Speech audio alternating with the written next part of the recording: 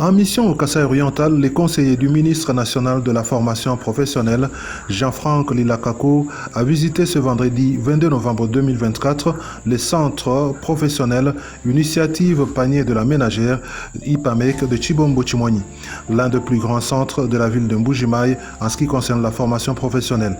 Situé sur le site Tshibombo-Tshimoni, dans la commune de Bipemba, l'IPAMEC organise plusieurs filières de formation professionnelle, à savoir la menuiserie, la maçonnerie, l'électricité, l'esthétique, l'agriculture, l'assistance en sciences infirmières, la coupe-couture, l'hôtellerie, l'informatique et la plomberie, sans oublier l'élevage.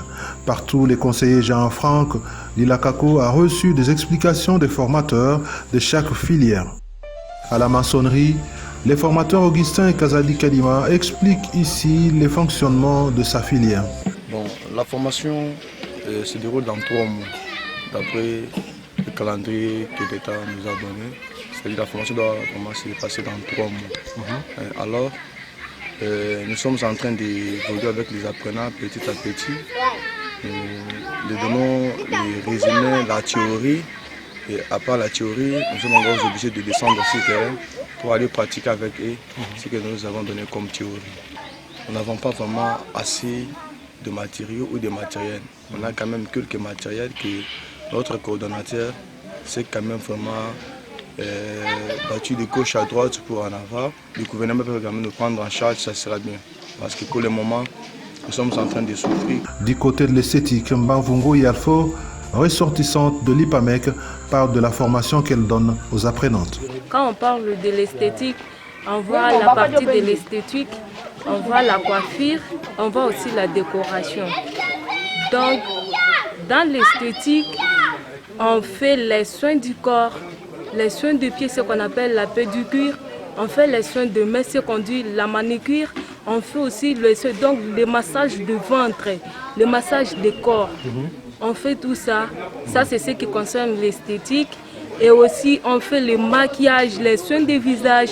Donc c'est tout ce qui concerne les soins du corps, en commençant par les cheveux jusqu'aux pieds. En tout cas, jusque-là, on n'a jamais rien reçu, ce qui vient de l'État, mais c'est notre coordinateur, notre cordeau, qui fournit ses efforts, corps et âme, pour nous donner les matériels. Angèle Ndaya Kabanga est responsable de la coupe et couture.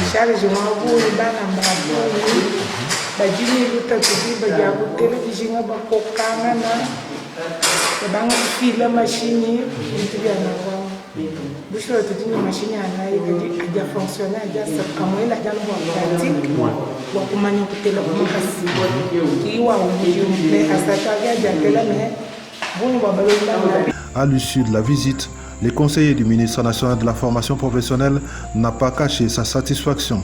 Il salue le sérieux constaté dans le travail et dans l'organisation. C'est que le travail était bien fait, c'était un bon projet et c'était un centre viable.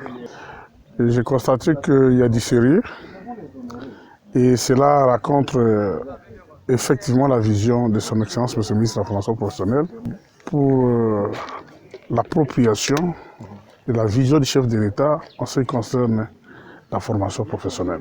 On va faire le rapport à la hiérarchie et lui va donner ses orientations par rapport au rapport qu'on va donner.